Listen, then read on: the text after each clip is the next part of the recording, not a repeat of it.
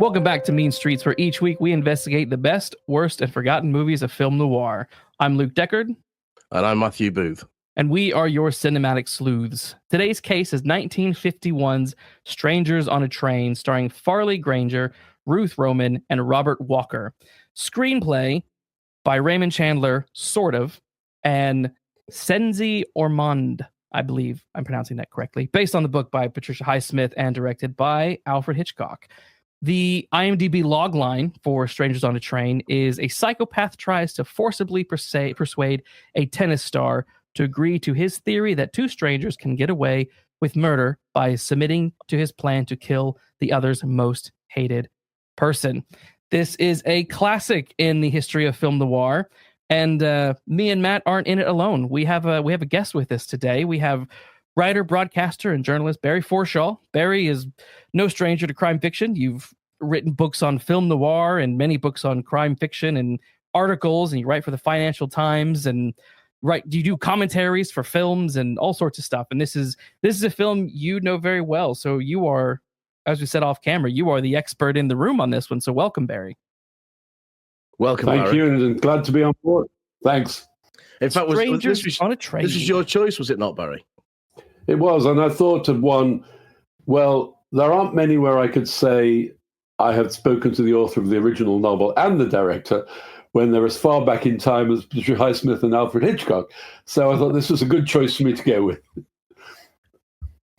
It was an excellent choice. Excellent choice. I mean, this was one that's been on our list for a while, and we've been saving it for a special occasion. There are certain big films of the genre that we're holding back until the right time, and this felt like the right time for this guy. So, Strangers on a Train. It was a massive hit when it came out. Thing cost 16 million. Box office return was 7 million. Did I say 16 million? I meant 1.6 million. I forgot there's a decimal there. 1.6 million was its cost, and 7 million was its return. And Hitchcock directed this old bad boy. Now, this was the film that sort of, I understand, catapulted him into the stratosphere of Hitchcockian stardom. Is that fair to say?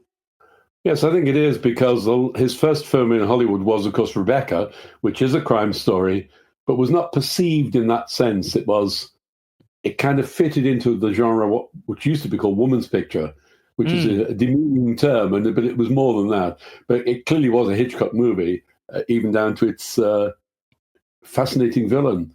The great thing about Hitchcock films from Rebecca onwards, his first American film, is how good his villains are. He knew that, and in fact, you could argue that with Strangers on a Train, Farley Granger is a little colourless, whereas Robert Walker is utterly fascinating, the gay villain of the film. Yeah, I agree with that. Totally agree with that. I agree with that. My initial impression of I've seen this film before, but on this rewatch, my impression was that Guy, the character of Guy, he's a little bit white bread, and I was sort of once Bruno came on screen, that's when things popped, and that's when my interest was held. When it's Guy, I'm like, you're a little boring, dude. You're a little boring. Yeah, and I'm not. I'll say it at the outset. I'm not a huge Farley Granger fan. I'm not sure he sets the screen alight for me. But there's no denying that Walker's performance in this is something special. And so my Granger prejudice combined, I mean, Walker acts him off the screen as far as I'm concerned. In every scene they're in, he steals every scene he's in as well, even when Granger's not there. I think it's a fabulous performance. I wonder if there's a factor here that Hitchcock often resented the actors who were visited on him. And for instance, he didn't really like Kim Novak in Vertigo. He didn't like even James Stewart in Vertigo. He felt he looked too old. And we think, come on, how could that be a better cast film? And similarly, he didn't want Farley Granger. He wanted a more heavy-duty star and was obliged to take him. And I wonder if that resentment fed through into the way he presented him on screen. Or, as he said to me, a little name drop there, if you'll forgive that, gents.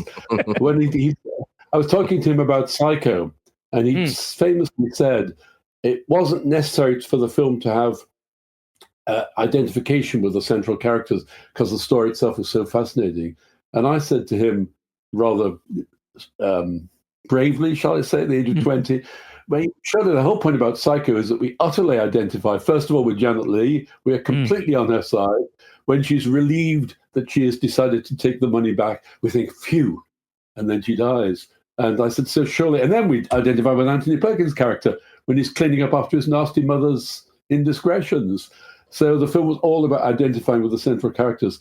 And he then admitted, he said, yes, I just meant that neither of them were massive stars.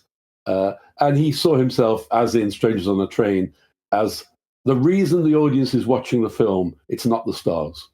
Yeah, I think that sometimes that is the case, isn't it? Because sometimes stars come with baggage.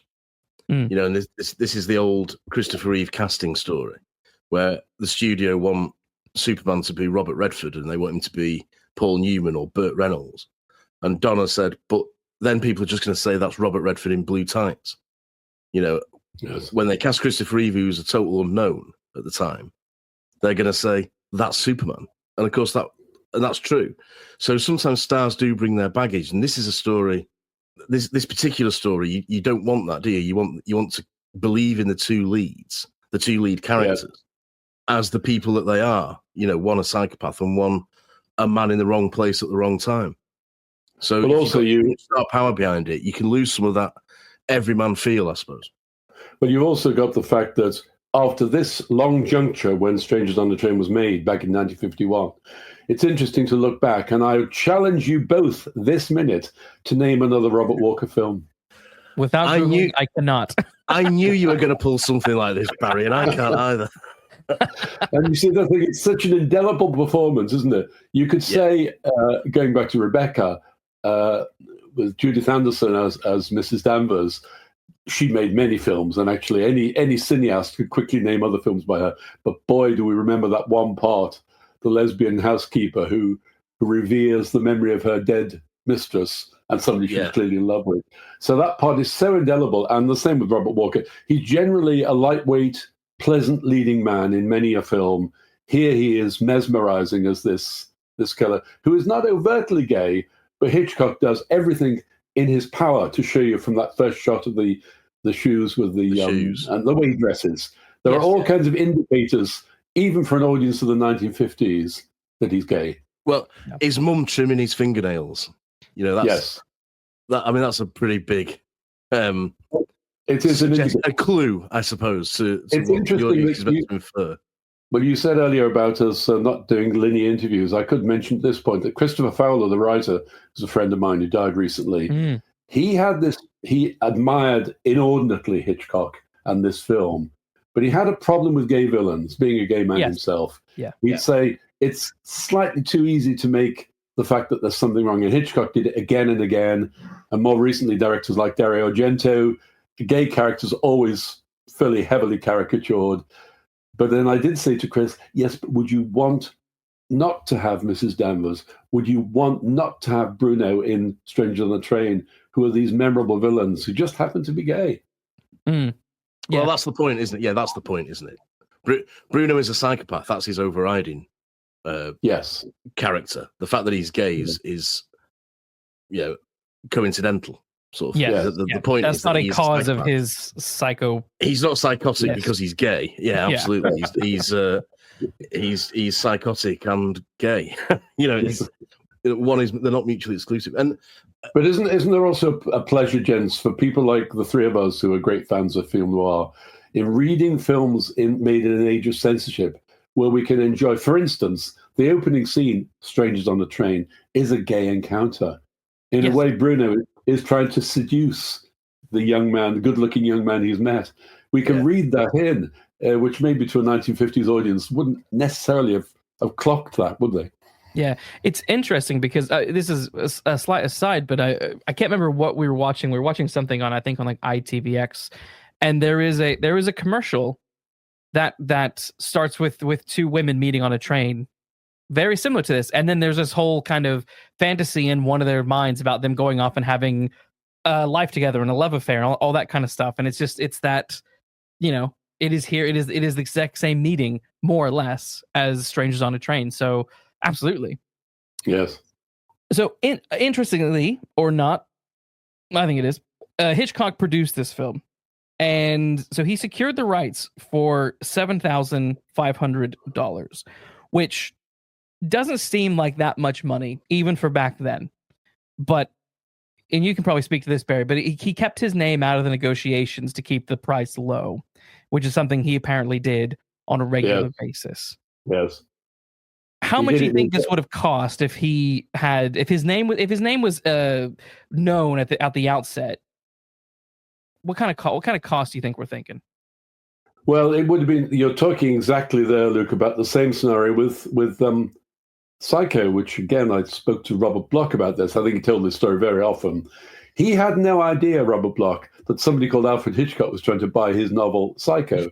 It was being bid for by the studios. Hitchcock had carefully kept his name out of the negotiations, and he was wise to do that here. Although you have to remember that we haven't mentioned, only briefly, the magic name Raymond Chandler yet. Oh, we're going to get to that. Chandler, we will get to that.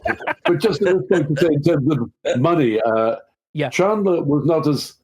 He was bankable, but bankable for different reasons than we see him as bankable today. We now see him as one of the giants of crime writing. He was still there, not too far off being regarded as a cheap hack.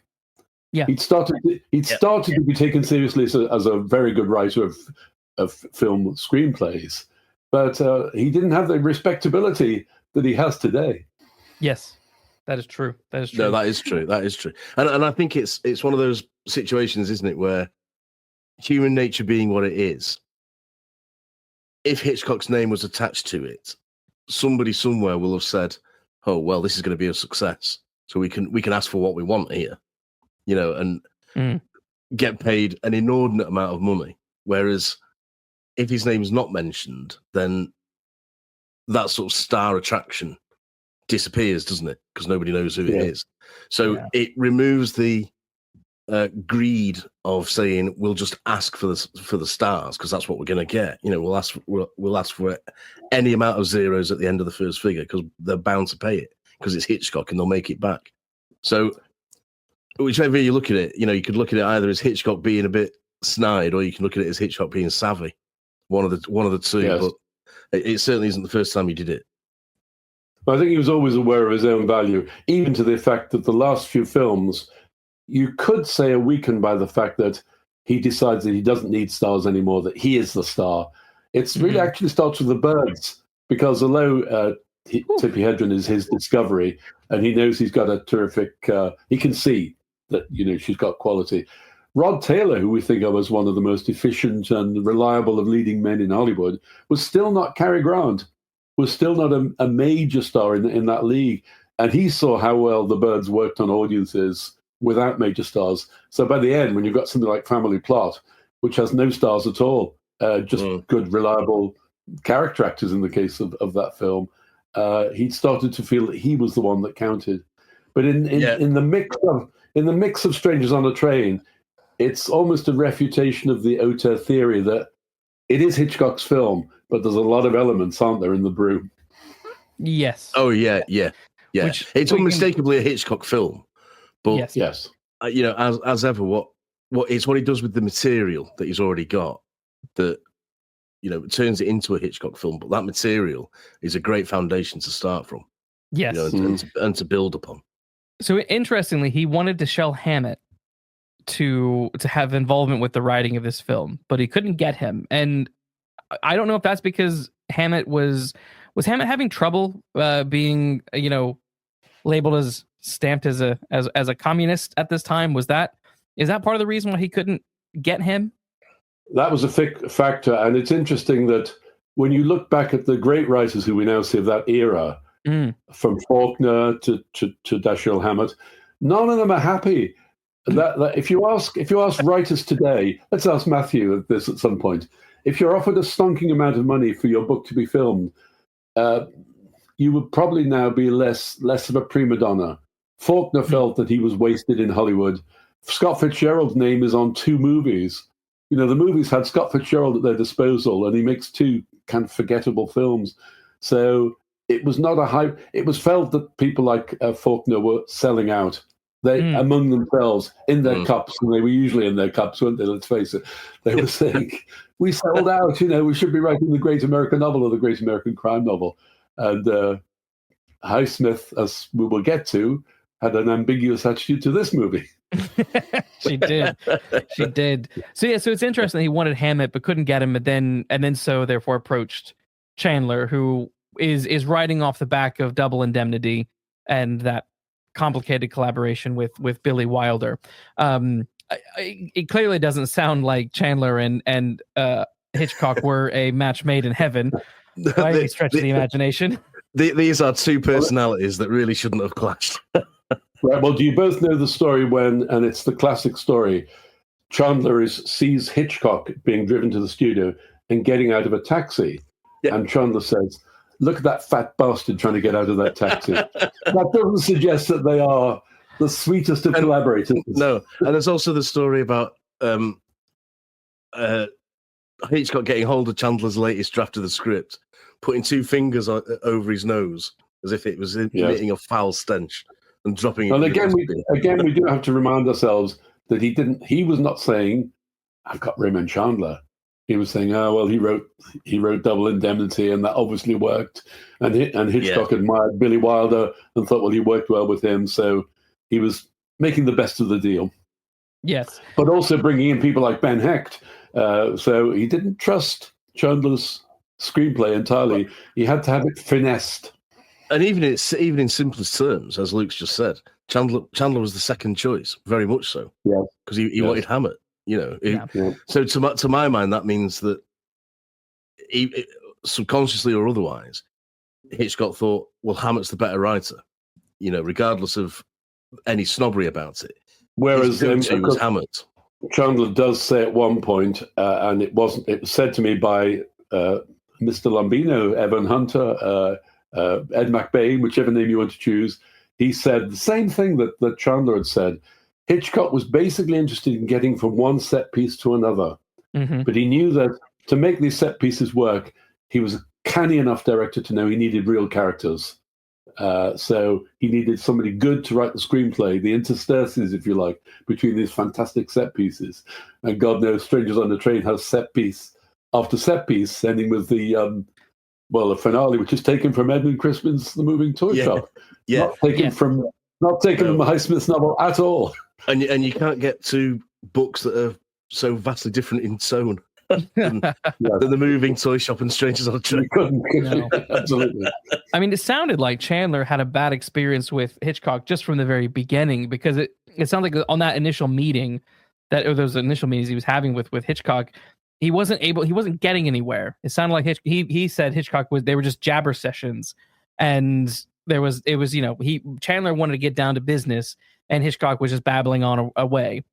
So I think it sounded like that alone annoyed Chandler and maybe made him feel uncertain of what direction Hitchcock wanted to actually take this film. So, there's nothing more frustrating than writing in the dark. I have done that on many occasions. There's, I've written for podcasts and like that in the past, and I've had producers say, "Oh, write this," and you write it, and they're like, "No, this isn't what we wanted." I was like, "Well, you didn't fucking tell me what you wanted." So, if you don't tell me what you want, how can I, appease you, basically? And I sort of can sympathize a little bit with Chandler's frustration on this, because that was sort of the vibe I was getting from that. Because he said he wrote 2 versions of the script and heard nothing back, and basically until he was fired. Yeah. Which sounds typical Hollywood, but also woefully unprofessional on Hitchcock's side. But also, there was another factor that it's interesting when you look at it. You think that they were a match made in heaven. Hitchcock, throughout his career, surrounded himself with Englishmen. His films of people like Leo G. Carroll in The Man from U.N.C.L.E. playing the part he played in North by Northwest, the actor John Williams. Hitchcock was comfortable with English-educated English people. Here he had Chandler, who was educated at Dulwich. Yeah. Who was essentially an Englishman. Yeah. When Chandler goes to the States, apparently, and it seems strange to us, when you hear the tapes of Chandler and Fleming talking, Americans thought that Chandler was British. So he'd acquired this British patina, and you would have thought that's perfect. I think the problem was that Hitchcock always would wine and dine people he was working with, and they had to go through hearing about his wine expertise, his culinary expertise, and that was part of it. Chandler didn't get that. He just, as you say, Luke, he wanted to get on with it. That's right. And what was the phrase you used, Luke? There, just a lot of jabbering or something. Jibber jabber. Jibber jabber. Yeah. And I think I would find that frustrating because that's because I've read accounts of Hitchcock doing this as well, and it sounds to me very much like one of those people who they know people are in awe of them, and they just like to hold court. Yes. Well, also Evan Hunter did, who I interviewed a few times, said he was happy to do it. Unlike Chandler, he would go for the meals at Hitchcock's office or his house. He knew that they would talk for hours. They'd talk about wine before Evan Hunter would say, so who's the hero of the Birds again? And he'd say, oh, well, I don't know. He lives with his mother. Then it was Evan Hunter's job to come up with what Rod Taylor's character was, because it's not the character in Daphne du Maurier's short story, is it? No, absolutely. Mean Streets will return right after this. Who doesn't love a good boxing movie? Well, Steve Hunt presents the Boxing Movie Podcast.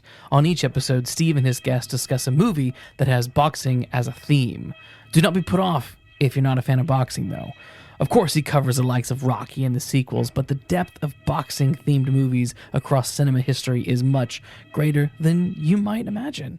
Boxing Movie Podcast has covered the early works of Hitchcock, explored the world of blaxploitation cinema and the golden age of film noir, with episodes covering The Setup, Champion, and Stanley Kubrick's Killer's Kiss. You might not have previously considered yourself a boxing movie fan, but after listening to a few episodes of the Boxing Movie Podcast, you may have to reconsider that view. Find the Boxing Movie Podcast wherever you get your podcasts.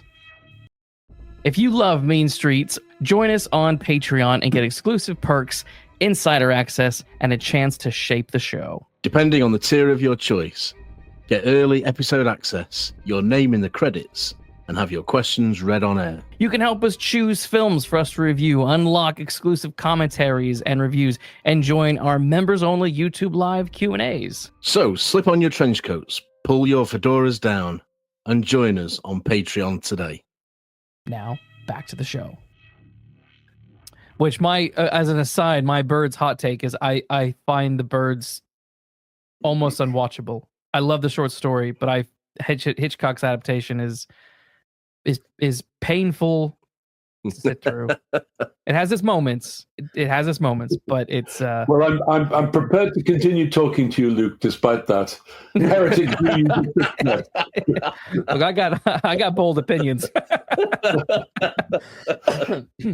So, well, it was poorly reviewed when it appeared. Yeah, and I would argue that the more, I know we're talking about Strangers on the Train, the more you see that film, the richer so many things like the relationship between the mother and this arrival. It's interesting. One of the most famous shots in The Birds, you will both know it, appears to show Tippi Hedren by a fireplace holding up her hands while she's attacked by birds. It's not Tippi Hedren. It's Jessica Tandy. And it's often misattributed that. And those two women are very similar. And they're both vying for Roger. I think that's as interesting, that sub-story, as the fact that Armageddon is just around the corner, which is obviously what you're watching the film for, to see Armageddon. Yes, that is true. So Chandler was fired, sadly. I say sadly. I would like to read Chandler's scripts. If I don't know if they're available, I couldn't find them. But if someone out there has them, I would love to read what his version of this film would have looked like. But he was let go, and they brought in Czenzi Ormonde. Am I pronouncing that right? I feel like I am. I'm not sure if it's Czenzi or Czenzi. We'll go with either one. Yeah. Either one. So he was brought on with 3 weeks until location shooting started. And as this sort of, I guess, ties into both the story, which we can get into in a shortly, but also my initial impression of the film had a great villain. The film had some cool visuals, but the story felt weak to me in places. There were some pretty big plot holes, possibly. And I feel like it comes from this last minute change, because they had 3 weeks just to rewrite this script, and it was Ormonde Hitchcock's assistant Barbara Keon and his wife Alma Revel, who rewrote the opening of this film, from what I understand. And that to me that reminds me of like Pirates of the Caribbean 2 and 3, when they're filming this stuff and they don't even have a script. Like, how many times do we hear about those stories? And you kind of can feel it when you're watching the film. You're like, this feels half-baked in certain places.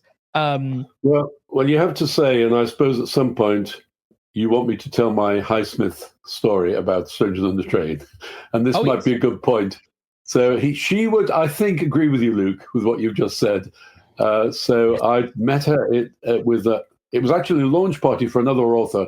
I knew her English editor, and they invited me along, and there were other authors around. Standing in the corner of the room was this young woman, youngish, she seemed to me at the time, smoking, puffing away, because you could do that indoors back in those days. And I did say to Paul, the editor, I said, God, isn't that Patricia Highsmith? He said, yes, it is, Barry. And I said, well, why is nobody talking to her? He said, go and find out. So I walked across. I thought, what did I have to lose? I was a young journo. I was just down in London from the north. This would be my only chance to meet her. And we chatted for a little. And then finally I brought up Strangers on a Train. Yeah. And her face was always, throughout this conversation, totally deadpan. She never indicated, as you and I would do, we're about to tell a joke. We would grin. We'll tell each other we're about to tell a joke or whatever, or express an opinion. And I said, how amazing. You have your debut novel, Strangers on a Train. You have Alfred Hitchcock directing it. You have Raymond Chandler contributing to the screenplay. And you're sort of saying she was so lucky. And there was a pause, and she said, they fucked my book. So I've got Patricia Highsmith, and I am now in the position of having to defend to her. And I said, but it's a classic. It's one of it's as you said earlier, Luke. It's the film that defined Hitchcock as the modern American master of suspense movies. And she said, what about the fact that my book? I won't try and do your accent, Luke. So, what about the fact that my book is about a murder swap, and Hitchcock did not have the murder swap? It doesn't happen in that movie, because that was so crucial to her, that basic notion. Yes. And I said, well, it's 1951. There is no way that the Farley Granger character could commit the murder the way Cary Grant was not permitted to commit the murder that he should have committed in Suspicion. That's the whole point. The way Max de Winter in Rebecca is not really guilty of the murder of Rebecca. Yeah. He just had, so she wasn't having any of that. She said, no, Hitchcock was so powerful. He could have pushed through the production code and got rid of it. Before, Otto Preminger was actually the one who did it, wasn't it? Otto Preminger was the one who defied the production code. She simply wasn't having it at all, the fact that there was no murder swap. So does that come in, Luke, in your point about the construction, that they have to come up with something different?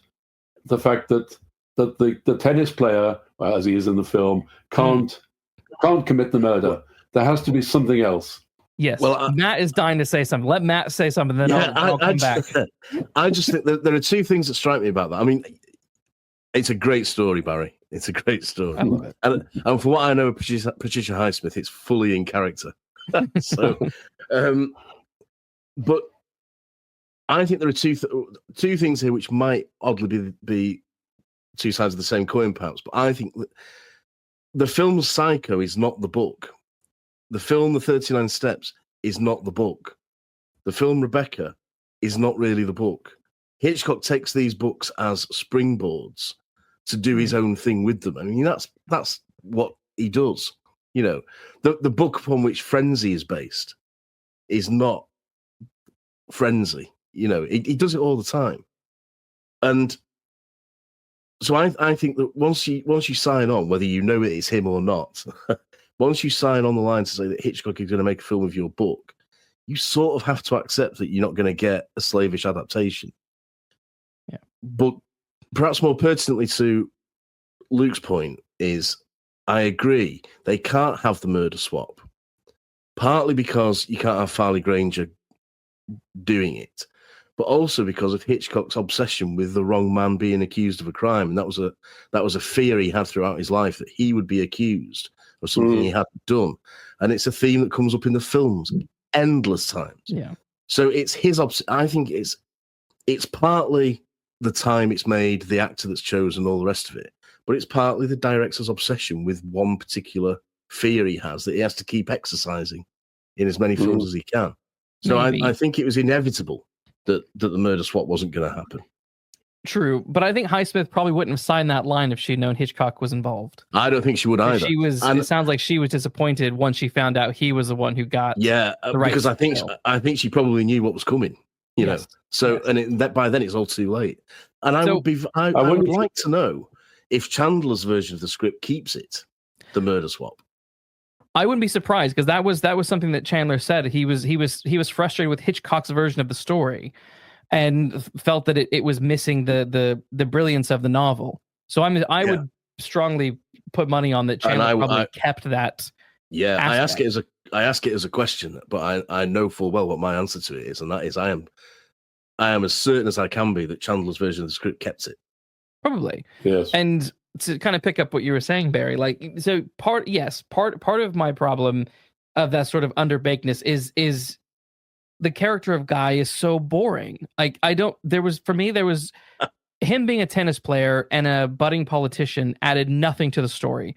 It seemed like a very bizarre change to make that. I couldn't find the reason for that change. I couldn't find the reason for Anne's character no longer being what was she, a fashion designer? I think she was in the book. Those are an architect, a fashion designer. That's why would you change that? That's what cool couple of characters. The DC stuff, the politics stuff. The sister of Barbara.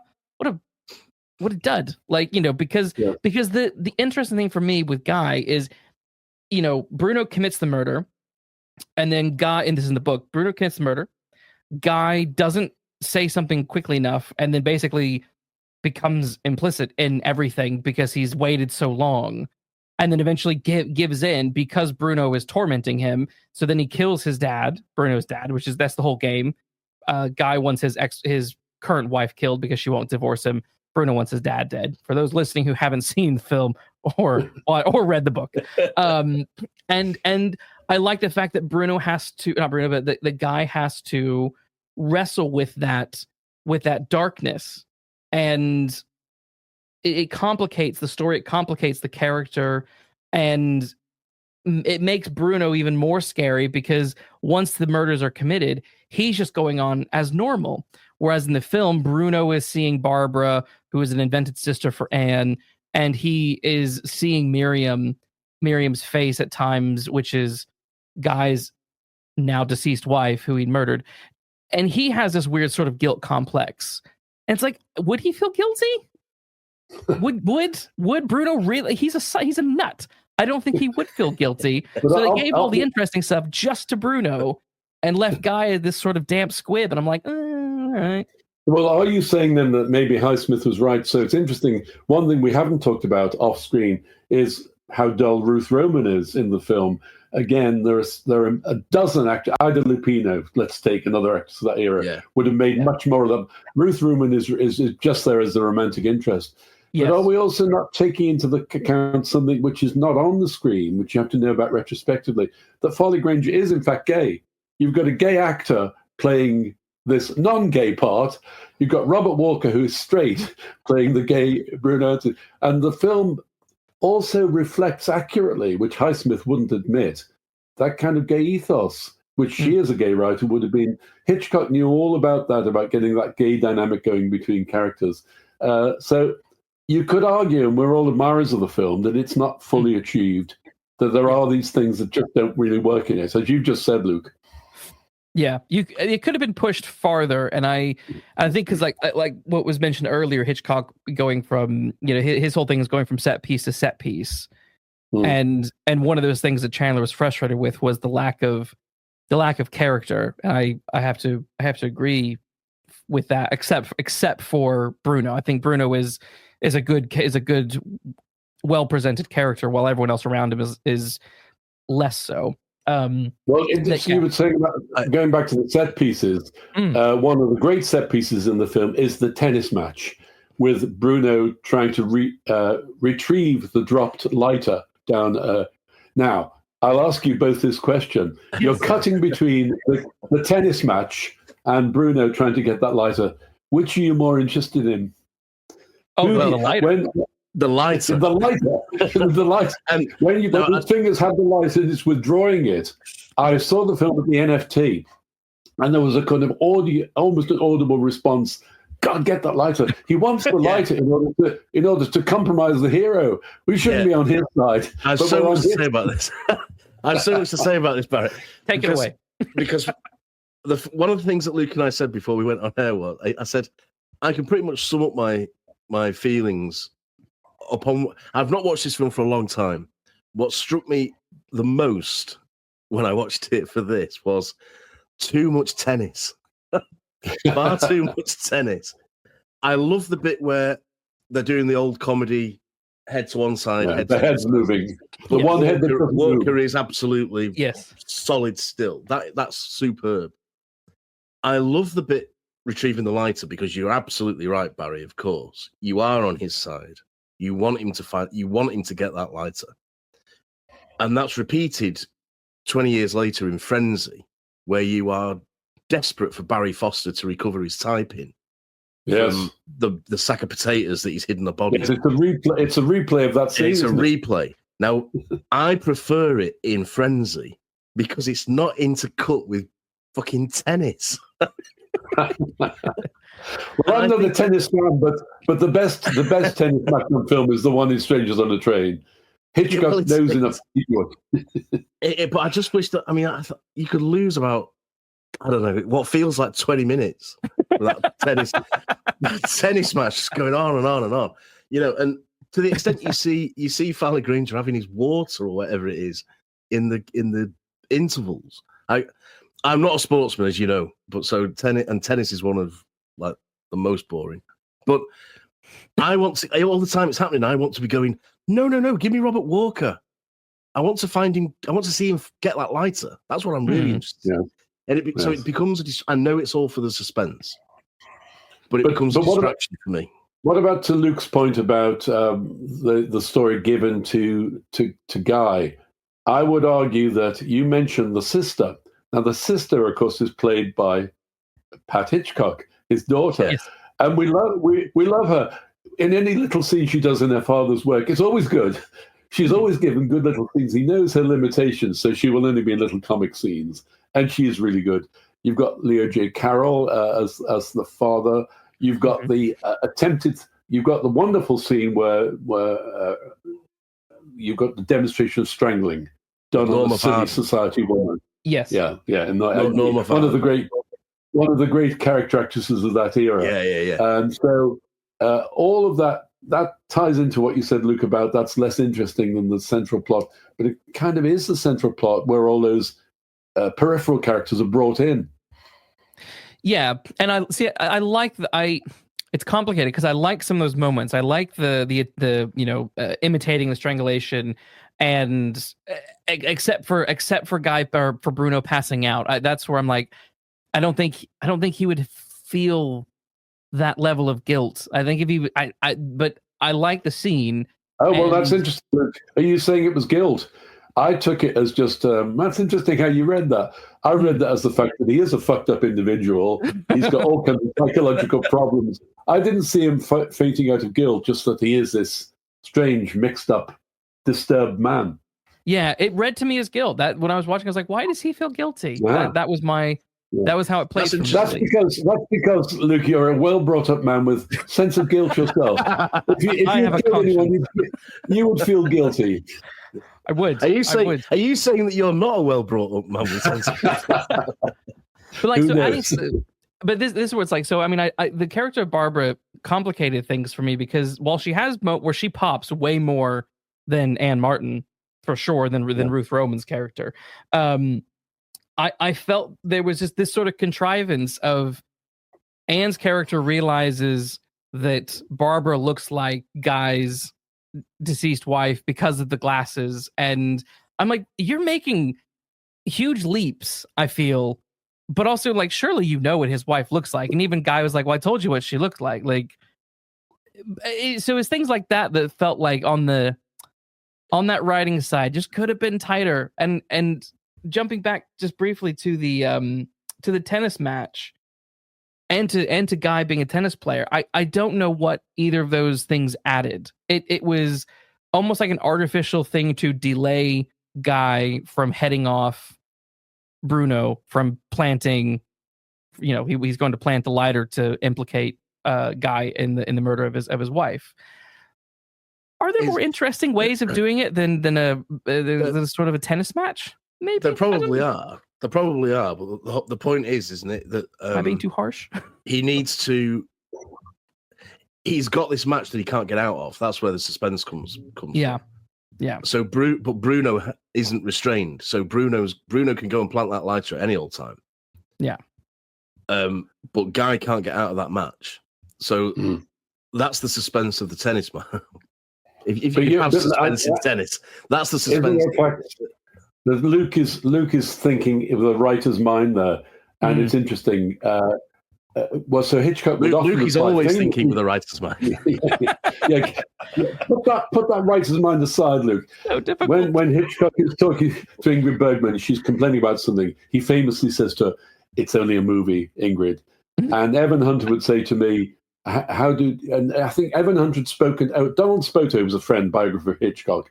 He said that he'd spoken to Ernest Lehman, who wrote North by Northwest, who would say things like, "How did they get to Mount Rushmore? What's happening at Mount Rushmore?" And Hitchcock says, "I've got this great idea for a scene on Mount Rushmore. Figure it out. You can figure out how they get to Mount Rushmore and why they're doing it." So are you being too, you want steel trap, you want machine-tooled plotting, Luke, and you're not really going to get it with a Hitchcock film. No, you don't. But then there are other Hitchcock films that I enjoy. I think it's because we know that the writing of this was done quite off the cuff. And I feel like that's probably what shows to me, because visually, I think it's a really fun film to look at. Like the strangulation scene of the character of Miriam done in the reflection of her glasses. That is so cool. Like everyone talks about that. That's a very famous moment. And I love it. The opening we talked about with the shoes, the contrast of at the moment, you don't know whose shoes belong to who. And then once it lands, you realize, okay, that all makes sense. Because if you know going in, one person is a semi-pro tennis player, you might be thinking the guy with the fancy shoes is the tennis player. Yeah, exactly. Yeah. And then you realize it's not. So that's like stuff like that I thought was fun and was cool. And the big finale is a little bit insane, but it's still a heck of a scene with the Ferris wheel going haywire, not the Ferris wheel, the merry-go-round. Like that is fun. And even the confrontation between Guy and Miriam in the record store where they go into one of the listening booths and they just see him kind of shaking her. Like all of that stuff, like that adds to the funness of the film. But then when it's like, oh, well, Guy clearly has an alibi. A good lawyer would definitely get him off of this. Like you just sort of like, I don't understand why he feels so compelled to not say things. That's where the writer brain I just can't get out of it with this particular film, despite a lot of cool things in there. That's my problem. Isn't the Hitchcock film stronger than logic though? Because he knows he will appeal to you on a visceral level. You mentioned the carousel scene at the end. The famous story of the little toothless old man who crawls underneath in order to. Yes. Hitchcock tells the story, and whether it's apocryphal or not, we don't know. He really was in danger. If he'd raised his head a few more inches, it would have been. And you don't know whether to believe that or not. It may not be true. But that's so visceral, that last scene. You're not even thinking of again. That's your writer's brain, Luke. Your writer's brain is thinking.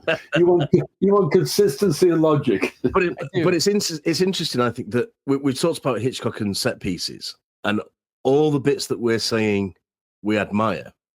So the shoes, the murder scene, the carousel, the lighter in the grid. Big and small scale, those are set pieces, and they are what Hitchcock does really well. What Luke is saying, I think, is the connective tissue is a bit sort of perfunctory. in the sense that it's just got to get from one of those set pieces to the next, and that's the Hitchcock vehicle. Okay, well, I'm going to argue with that, Matthew, and say that. What about the following? It's important that Bruno feels like a jilted lover. It's an important plot point that he is not supplying his part of the bargain. He says, "Come on, I fully agree with that. I agree with that. And that's not a set piece. That's not a virtuoso exercise in suspense. No. It's a jilted lover." Absolutely. I agree with that, and that also answers one of the sort of momentary problems I had. And I thought, why does Bruno take Miriam's glasses? Why does he take them? Because surely they're going to say, "Well, where are her glasses?" Mm-hmm. And the answer to that, of course, is proof that he's done it. But then I think, well, it'd be in the papers. But it's also like a token of love, isn't it? It's like a present. Look what I've done for you. That's a good point. Yeah. Look what I've done for you. So what looks like a plot hole, what looks like a writing plot hole or a writing silly point, when you look at it through the prism of this is a Hitchcock film about jilted lovers, becomes quite sort of fully explainable and becomes almost quite sort of it's almost touching, because it's like a dog, or look what I've done for you, Yes. And guys, what about the fact that we are all, the three of us are men, and anybody listening to this is somebody who admires films made 60, 70 years ago. And we always are looking at these films through the prism of what is now acceptable. So 6 to 7 years after he makes Strangers on a Train, Hitchcock makes Psycho, where he shows a toilet for the first time. He shows a couple who've just had an afternoon sexual tryst for not the first time, but makes it clear what has happened. Sex has happened in this room. He's really never happy with them when he's breaking the shibboleths and the things which he does. Yeah, but we also enjoy, when we watch a film made in 1951, thinking how he got round what the censorship of the day.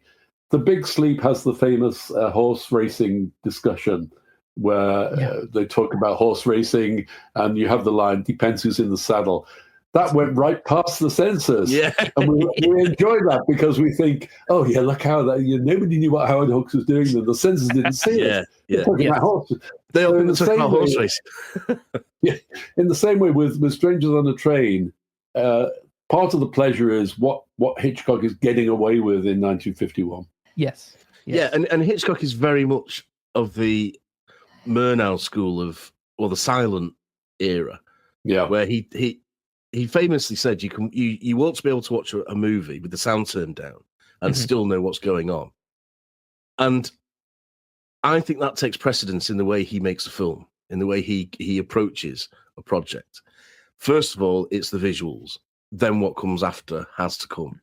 So on that score, this is it's an early one, but I think this is one of his, masterpiece is too easy a word, isn't it? But it's like a fledgling masterpiece. It paves the way for things like North by Northwest and Psycho. But certainly for me, Frenzy. I mentioned it several times in this episode, but Frenzy, I think, is Hitchcock's last great film. And it has a lot in common with this particular film. With Strangers on a Train. It's not quite the same. Well, it's not the same plot, but it's almost the same dynamic between John Finch and Barry Foster as is here between Granger and Walker. That's a good point. Now, it's interesting that when you say that, because they were talking about not Frenzy, but Strangers on the Train, you could argue that is also a kind of, what's the relationship between those two men? At that point, Hitchcock could openly deal with gay relationships, but he doesn't go there with them. Frenzy doesn't go there, but nevertheless, they're close friends, even though... And once again, who's the more attractive character? It's the psychopath. He's far more interesting and attractive than so that's a recurrent theme in Hitchcock, isn't it? Which is why you're rooting for him in the potato sacks in Frenzy. Yes. And why you're rooting for Bruno in The Grid. But isn't it, you guys are both writers, isn't it then a problem for you that Hitchcock ostensibly is less interested in dialogue? And you both have to deal in dialogue, because you can't on the page create that level of physical visceral response to something. You need film for that. You do. It doesn't bother me too much because we're aware that the media is different, is a different kind of media. So we've it's not out yet, and well, no, it will be out by the time this comes out. But we just covered Drive with Ryan Gosling. He speaks hardly at all in that whole thing, but in the book, there's internal monologue. There's a narrator going on telling you what's happening, what feelings are being felt. And I think both are fantastic. I think you can read Drive, the book, and I think you can watch the film and get two great experiences from both. So I'm actually fine with that when certain adaptations maybe strip something back for the cinematic experience of it. Some of that really doesn't bother me because sometimes you can convey a different you can convey that different kind of emotion on screen that you necessarily can't in writing without it feeling like a big kind of exposition dump of how. But when you mentioned before you say that, Matthew, exposition dump. When Girl with the Dragon Tattoo appeared, the English editor of that phoned me up and said, the book starts with a lengthy financial scandal, page after page detailing this financial scandal, which is how the hero is disgraced. That's what its reason is. Is that it's a bit boring, but you need to get through it. Every film version of The Girl with the Dragon Tattoo has dumped that completely. It starts with the hero disgrace because you don't need that. So I'm afraid what writers put in isn't always necessary. Well, I agree. This is the point, and I agree with Luke. What works in a book doesn't necessarily work in a film, or almost certainly won't work in a film. And you've got to, if you're too slavish when you adapt a book, and I'm a big advocate of keeping close to the original novel as you can, but if you do it slavishly, you can end up with something that actually is plodding. And a great example is the Tom Baker BBC Hound of the Baskervilles, which is word for word the book over 6 episodes, whatever it is. And it's really tedious, whereas you strip the book back to what it needs to be cinematically, and you get the Rathbone version and the Cushing version, and they are magnificent, they are fast, they are pacey, which the book is. But if you try and turn that book into a film, it goes on forever, and so the trick for an adapter is to take the essence of the book and the relevant parts of it and the story of it and the characters of it and make it 90 minutes of well-honed cinema. That's why they talk about cutting down 400-page books to 90 minutes. Something's got to go. So it's two different media, and Luke's right, it's two different. But it can also be take Casablanca, which you will both like because your men have tasted a certain. So Casablanca is not quite Everybody Comes to Rick's. It's not quite the stage play because the Epstein brothers have added fantastic dialogue, the most quotable dialogue in any movie. We can quote more great lines from Casablanca than anything else, can we? And they're also, you have to take into account the casting in that film. You've got, Peter Lorre, you've got Claude Rains. You've got those great lines being spoken by good actors. So you can add dialogue if it's the right dialogue that enhances the experience. Now, here's a point I'd like to put. Going back to Strangers on a Train, I don't find this a particularly quotable film. I think it would have been much more so had Chandler remained on it. Is that a fair point to make?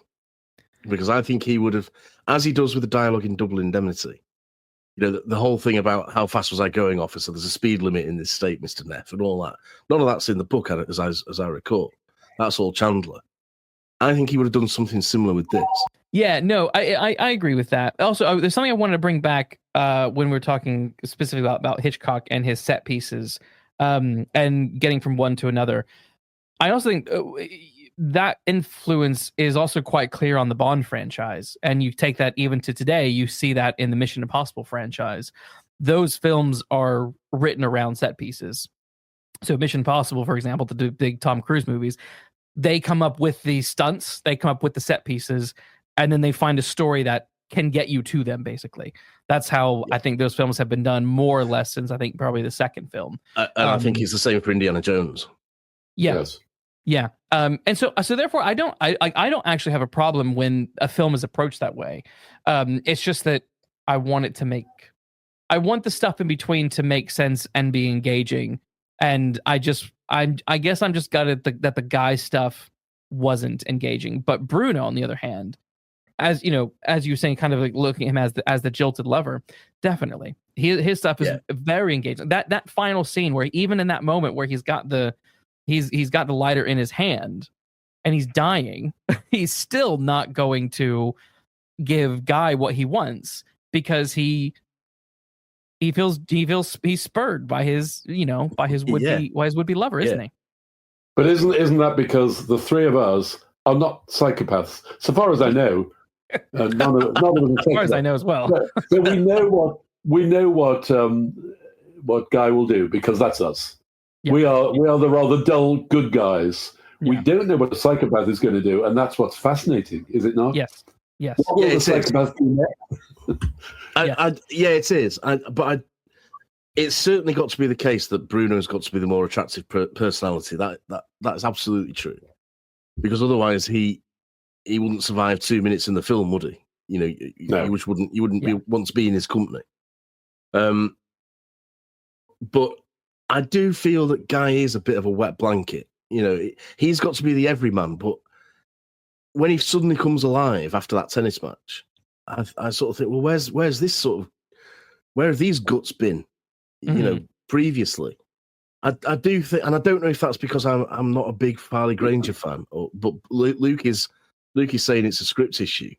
Maybe it's both. I don't know. Maybe it's both. Well, could it be also the fact that Hitchcock wanted other actors? So, you know, the English critic Raymond, who wrote Mirror for England, which is essential reading anyone interested in British cinema, he would rewrite films. So if you recast that film with James Stewart, probably a bit old for that character, or Cary Grant, a more heavyweight star, would our response to the film have been different? Or would we still have been more fascinated by Bruno Anthony, the psychopath, even if the leading man had been a more attractive leading man or a more charismatic leading man? That's tough because you have those moments. And I mean, a slight aside, I used to watch a lot of Doctor Who, but I kind of got off that bandwagon during the latter years of Stephen Moffat's run during Peter Capaldi was there. Peter Capaldi is a fantastic actor, and he could carry terrible scripts and allow you to sit there for an hour and find something enjoyable out of something that is a little bit humdrum. And I think you could increase the likability of Guy, and you could maybe forgive some of the plot holes with his character and the kind of the boringness of Anne with a better actor. Yes.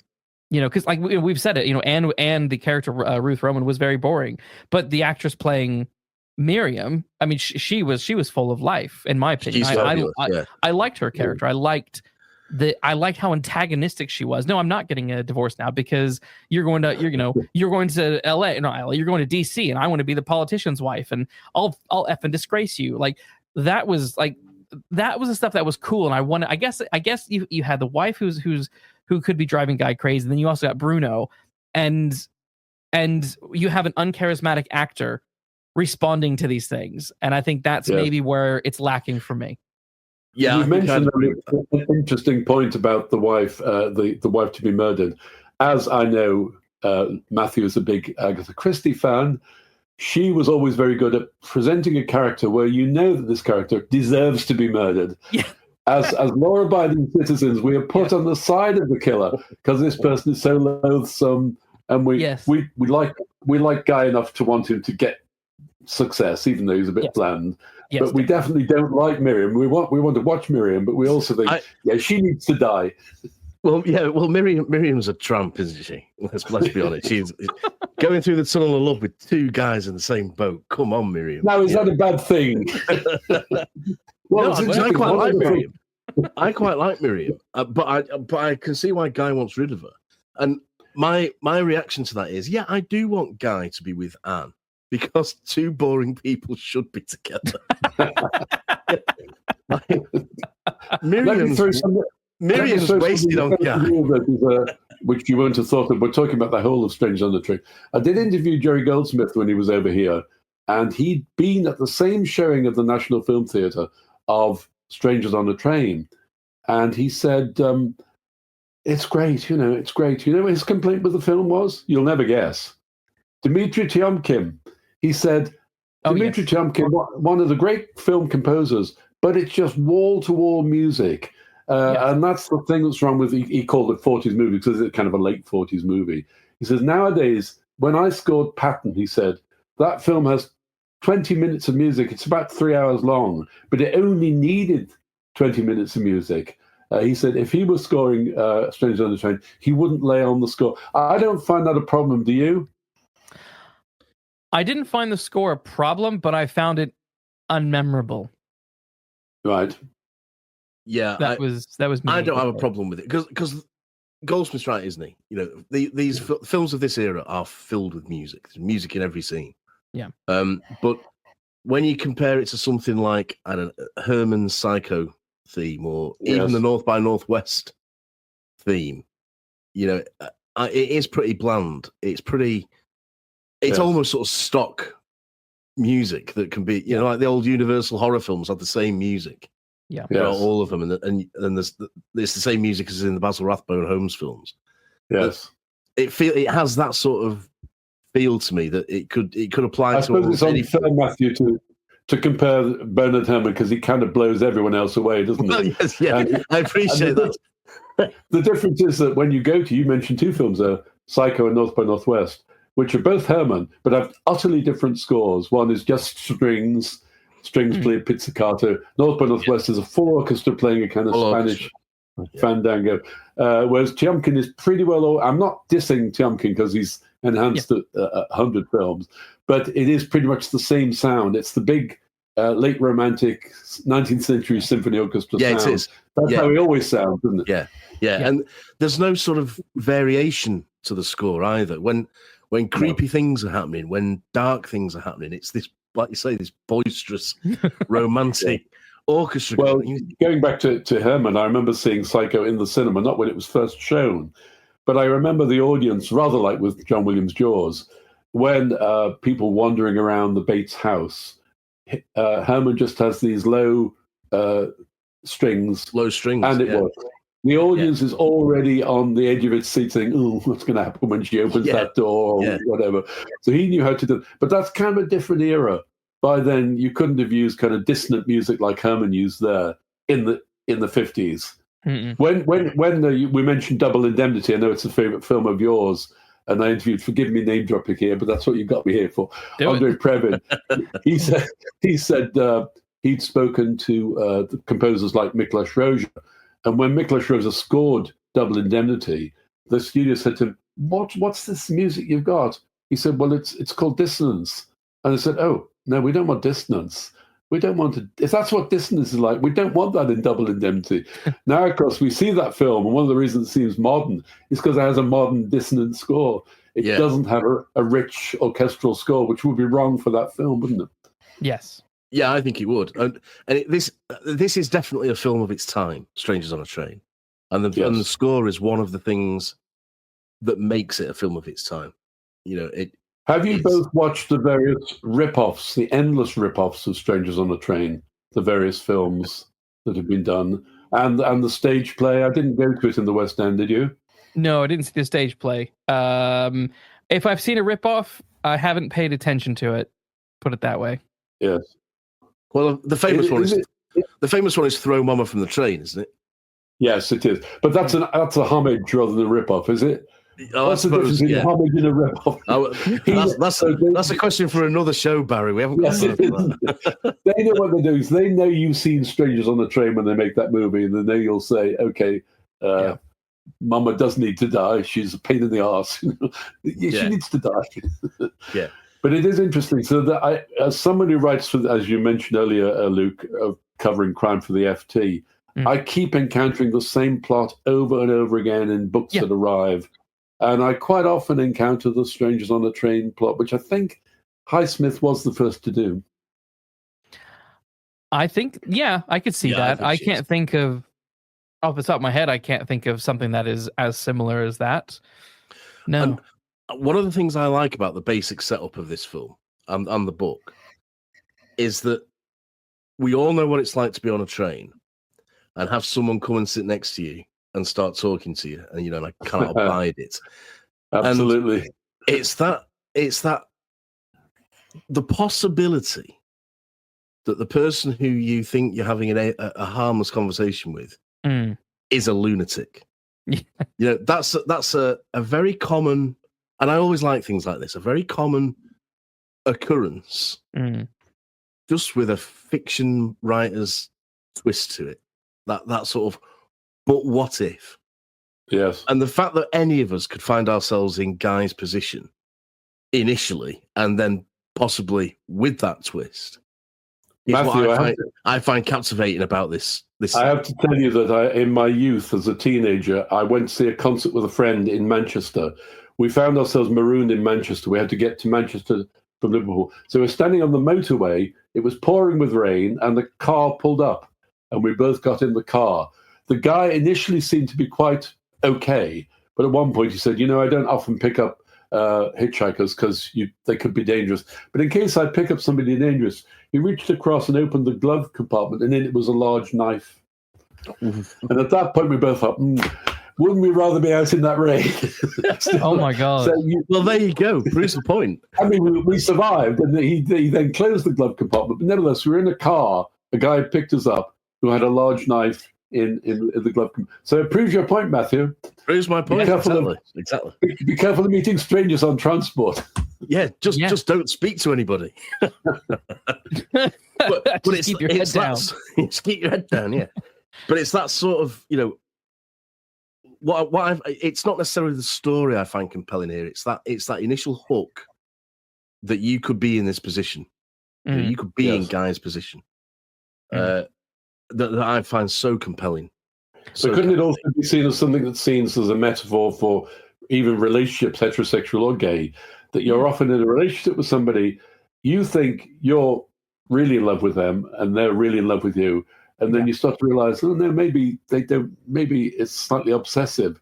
I mean, I think we probably all had relationships. We thought, I know this is too heavy. This is not what I want.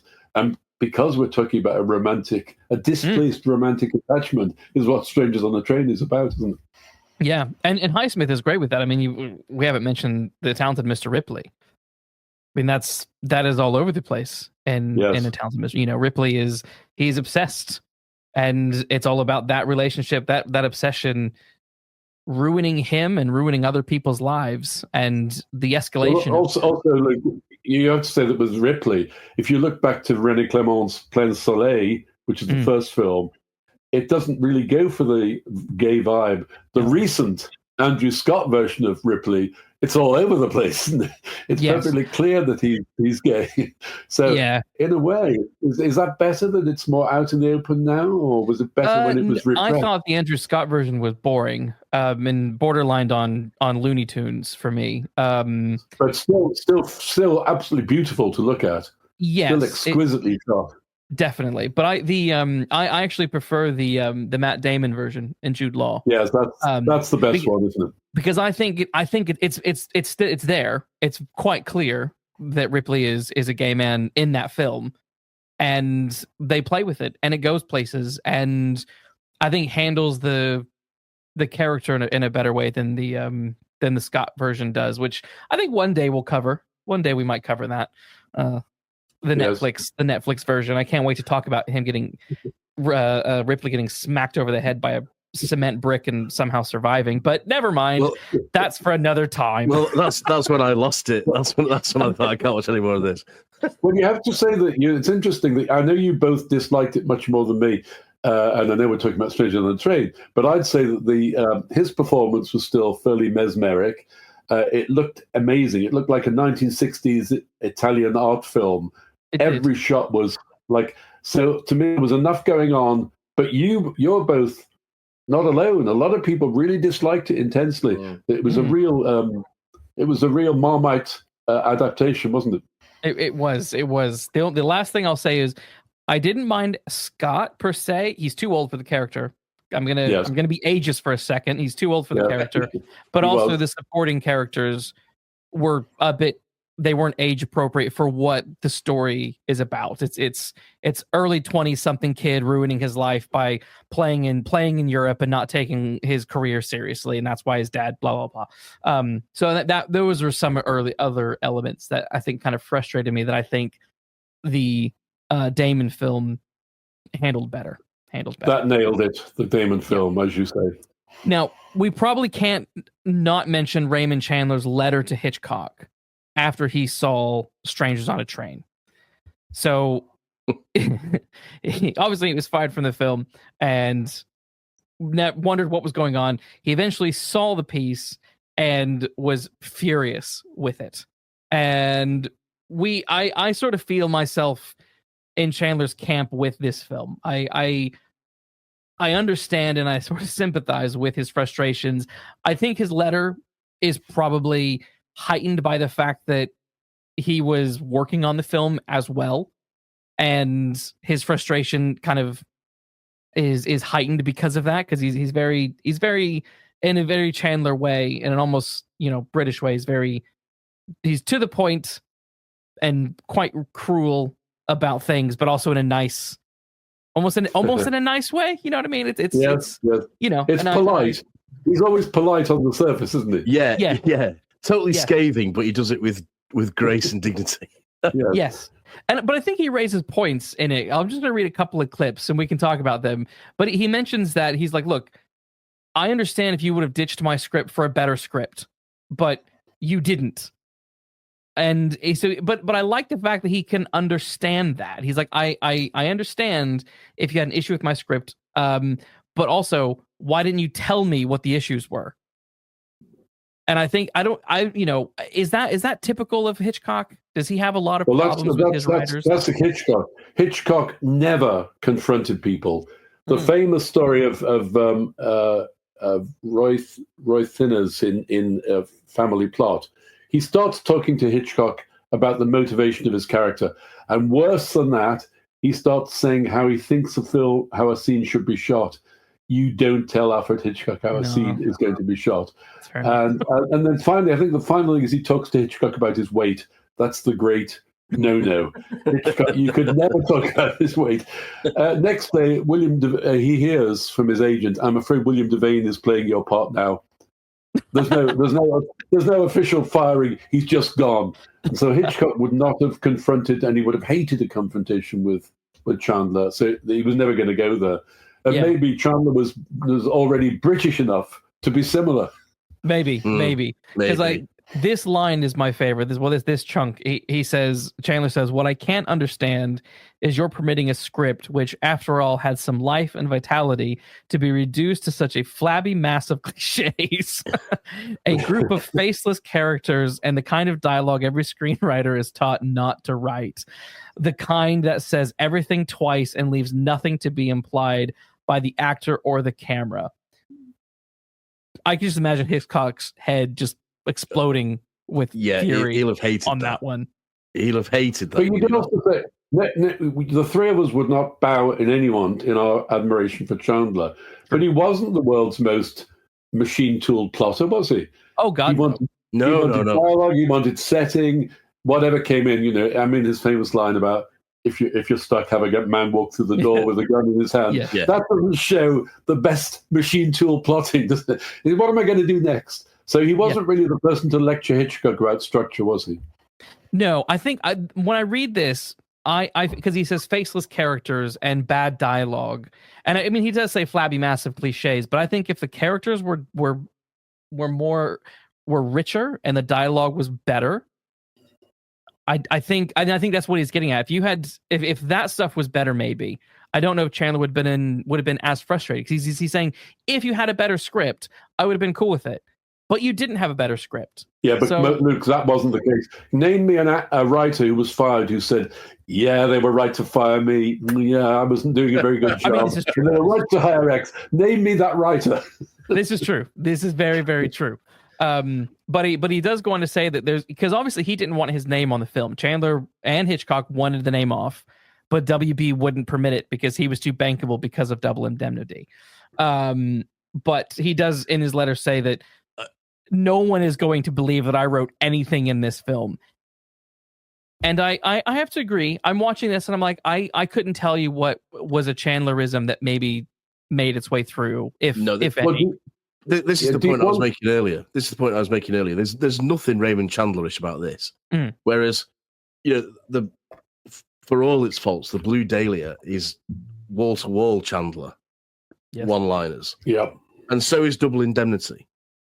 That's what I'll say about he can change the source material and make it his own. But there's nothing The one thing Chandler is quotable.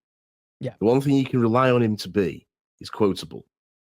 And this film isn't, to me. This film isn't. No. There's no standout lines in this film to me. So I 100%... Matthew, is that always a good thing? So to take another Hitchcock film, Saboteur, when you look at the screenplay credit, one of the names is Dorothy Parker. And we all think, fantastic, she's, the great female wit of American cinema.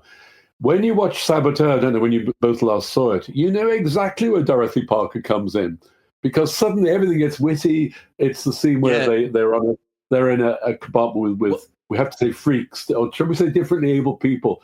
That suddenly becomes pure Dorothy Parker. That would be a problem for me. No, that would be a problem for me. Because one of the things we talked about when we did The Big Sleep is that we weren't really sure, were we, Luke, where Lee Brackett comes in and where she disappears. We can guess, and I reckon our guesses are probably right. To find out what those guesses were, go and listen to the episode, of course. But I when it's so obvious like that, Barry, I think it's a bad job, badly done. It should be seamless, And when you ask Raymond Chandler to write you a script, I think you know what you're going to get. Nobody really talks like Raymond Chandler characters talk, but he makes you believe they do. And that people do talk like that. And once you buy into that, it comes alive and it crackles. The script for the Blue Dahlia in places crackles. And Double Indemnity crackles. This doesn't crackle. So I don't think there's much of Chandler left in this particular script. And I can agree with him, I have to say, if you just told you've done a bad job and they give you a payoff and they take your name off the credit, you sort of walk away and say, fair enough. But I wonder if part of what Chandler's beef is that his name is on something that he thinks is a load of dreck. He's forever associated with. Isn't the problem that he couldn't provide for that film what we think of as Chandlerisms? It would have been wrong for the characters. Neither of those two principal characters could speak in a Chandlerese, could they? Absolutely. Because one is a psychopath, and he's not necessarily witty. He's funny, but he's not witty. A guy is a bit of a log, if you like. So he couldn't have. Those characters could not have been Chandler-esque, could they? No, they couldn't. This is why I want to read the script. This is why I want to read it, because I want to see what he did and why Hitchcock didn't like it. It's got to be in a vault somewhere. I'll tell you what I reckon. I reckon that Miriam could have had some Chandler lines. Yes. Yeah.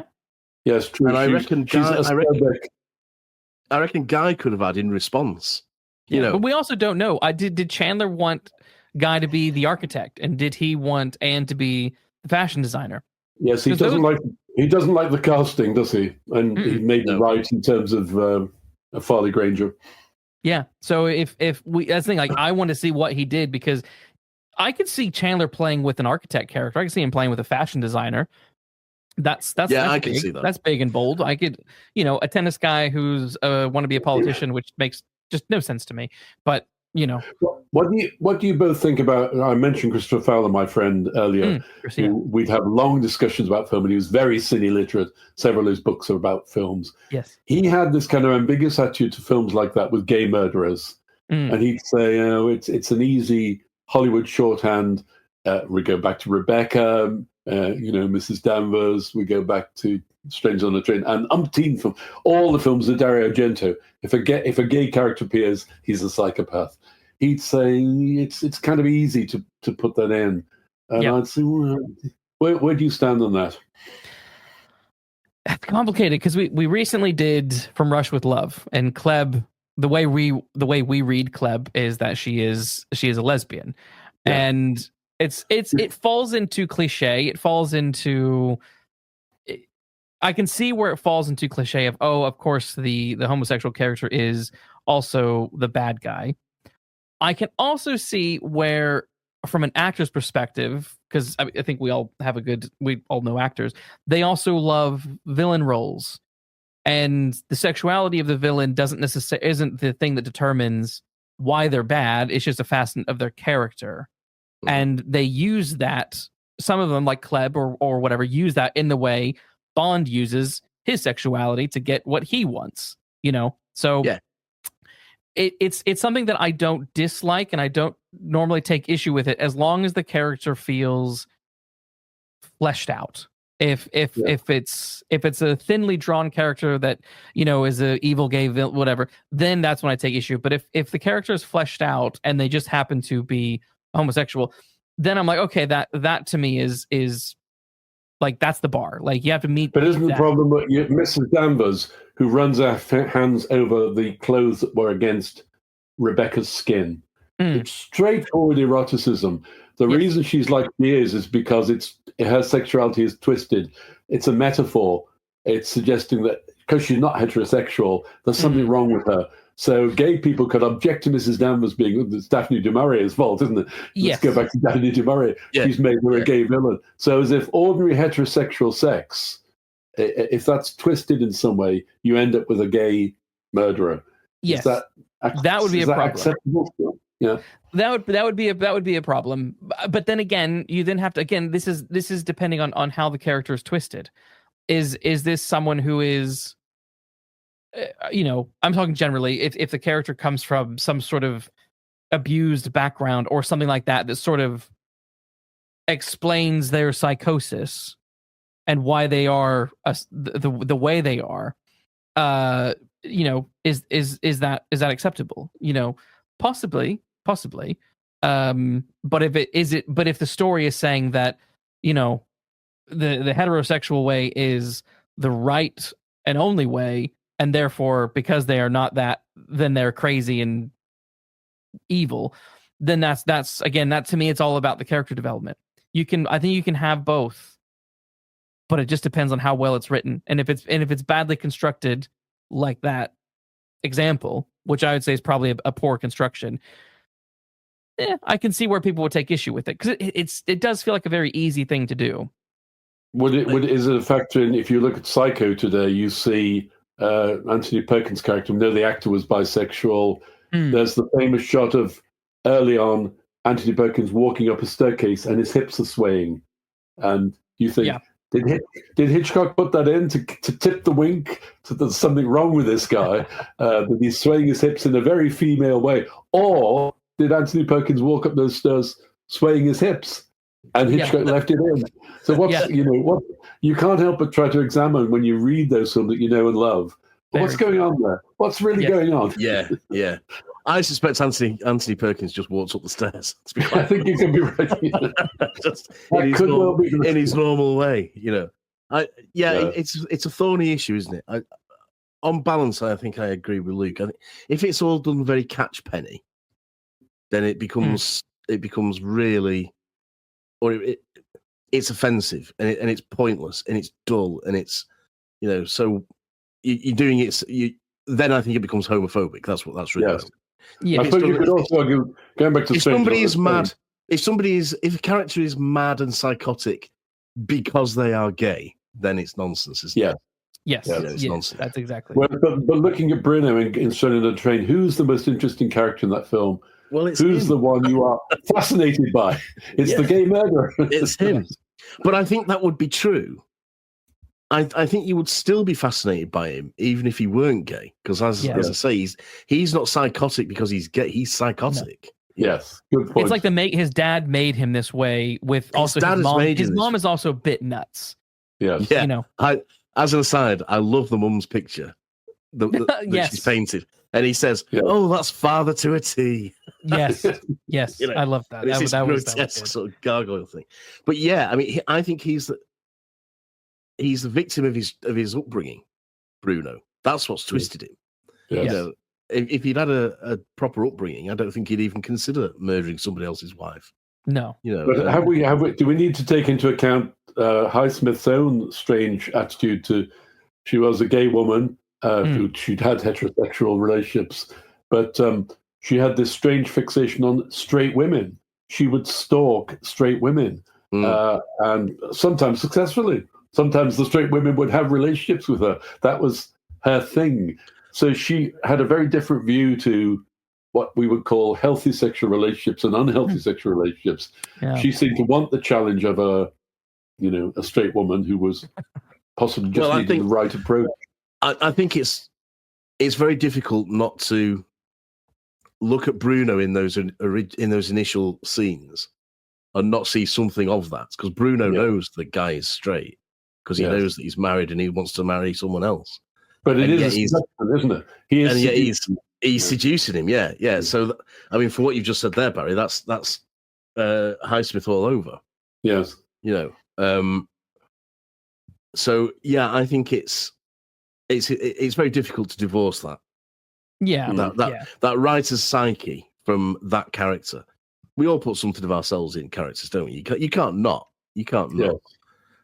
So whether she was trying to sort of work things out in her own head, I don't know. I'm not enough of a Highsmith expert to say, but I think it's impossible to say that Bruno isn't in some way a fictionalized, twisted version of some part of Highsmith's psyche. Yeah. Well, I could possibly tell you one other thing that Highsmith said to me that it might be relevant. She said that she was always on the. I did ask her about having a psychopath assess her main character, Tom Ripley, and to this day, I don't know. I was in my 20s. She didn't necessarily who the hell is this guy talking to me, so I don't know what her response was. And I said, so you kind of seem to be on the side of the psychopaths, like Tom Ripley. And she said, sorry? I said, well, psychopath. She said, you're calling Tom Ripley a psychopath? I said, well, isn't he? And I really felt a bit nervous now because it wasn't going well. She said, well, he simply kills people who get in his way. She said that with a completely straight face, as if I was saying, oh, well, okay. Why did we not read it wrong? He just kills the people who get in his way. So she could have been winding me up as a young man who was talking to her at a party. But I wonder if I think she really did feel that. What we know about Highsmith, she would be on the side of the Bruno Antonis of this world. But I'm sure she would. Yeah, I'm sure she would. Without a shadow of a doubt. I mean, given that her most colorful characters is that type of individual, this sort of what we consider a psychopath, whether they're gay or not, but Bruno and Ripley are very, very similar. Yeah. I think in that respect. Do we get so far as to say Bruno is a sort of prototype? As I was watching this, I felt like this story was a sort of precursor to what would become that Ripley relationship in A Talented Mr. Ripley. I was like, this is kind of I see what's happening here and where you're probably going to go with this later on down the line. Like the first attempt at that idea. Yeah. Because we all do that as well, don't we? We all have an idea and we think, well, that's not quite right. And you repurpose it later on. But yeah. Well, I mean, she's also in oh, go on. Yeah. Somebody else who did. She's also in a repressive era. So if she's going to show gay sexuality, it can only be shown, although she was a rule breaker, but she still has to show it in a certain way, doesn't she? Yes. And absolutely. So when she does her one novel, The Price of Salt, which is almost a pro-gay novel, it's one that nobody knows and nobody reads. Yeah. When she does that's an interesting question, isn't it? When you push boundaries and when you try and change things, in order to get enough people to be aware of what you've done, you've got to put it in a package that means they'll buy it. Yes. So if you alienate, we talked about this on previous shows, I think, like if you alienate your audience straight away, no one's going to go and see the film. No one's going to go and read the book, watch the TV show, whatever it might be. So your point is lost before you've even started. Yeah. So she's got to do it. She's got to do it in such a way that it will get past whoever it needs to get past, publishers, editors, and the general public. Yes. Same way the film's got to get past censors. And you have to put these subversive little things in. Well, interesting, like Lethal Weapon with apartheid on the fridge. Yeah, yes. That point you made, Matthew, is an interesting one because she does she is making points, but she was talking to me. She was annoyed at Hitchcock and Chandler for not being as bold as she thought she was. And I was the one who was saying to her, well, you know, they were that you could write a novel. You can get away with far more in the novel, even back in the 50s, than you can in a movie. The Hays Code was still in play. You could not show homosexuality, and you couldn't say so many things. She wouldn't accept that Hitchcock. She did say Hitchcock was powerful. He had power. He could have broken the rules, but no, he couldn't, because it was still the production code. Yeah. No, not without. He couldn't make the film of Strangers on a Train that she wanted. Yes. We could now. I was going to say, would we want to see this film remade? Yes. I think I'd want to see it not remade, but I'd like to see another adaptation of it that is closer to the book. But then I ask, what's the difference between remaking it and a new adaptation? Sometimes I feel like it's a bit blurry. Like with Dune, the director of the new Dune film said, I didn't remake Dune. It's a new adaptation. It's like, come on, man. Well, I think if you splitting hairs, to me, remaking this film, well, that is splitting hairs. Yeah, remaking this film would be guy not going through with the murder plot, the carousel ending. Oh, so that's okay. So you want, like, but it is, okay? Isn't it better I think an when adaptation where guy goes through with it and it ends on the boat? I think would be good. Well, that was when I spoke to Highsmith. That was her main objection, that there wasn't the second murder. That she said that's so crucial. I think she's absolutely right. Yeah, I agree. Yeah, but then it wouldn't be a Hitchcock film, because, as I said earlier, he wants the innocent man framed and stuff. On the ending of the film, Hitchcock didn't. He grew to not like the ending of the film, because he wanted it to end after the carousel. Yes, where he says, someone says, "Who was that guy?" and he says, "That was Bruno, a very clever man." He wanted that to be the ending, instead of this really sickly, tacked-on rehash of the opening scenes with the sort of knowing wink to the camera of, "Well, I'm not falling for this again," you know. Yes. And I have to say, I agree. I agree with him. Once your story is done, I think you should just politely leave the room. And watching Farley Granger walk away from the carousel is him politely leaving the room. You know, we don't need. But how many films are victims of their time, or victims of a caprice on the part of the director? Howard Hawks ended films the way he wanted them to end, which wasn't necessarily the right ending. Great filmmakers can still get it wrong in just one or two details, can't they? Oh, yeah. And this is proof of it. This is proof of it. Because it's just, you know, I almost turned it off at that point this time round, because I thought, well, I know what's coming now and I don't need it. You don't need those last 2 minutes. I'm trying to remember, and I'm supposed to be a film expert, the remake of Strangers on a Train, and I'm trying to remember who was in it. There's a TV remake, isn't there? It's not Christopher Reeve, is it? No, he did Rear Window. Rear Window is what I'm thinking of. Christopher Reeve's in the remake of Rear Window, and yet the problem with that version was the fact that he was a man who couldn't get out of a wheelchair. We need the artifice of James Stewart stuck in a wheelchair, and we know the actor, he's acting.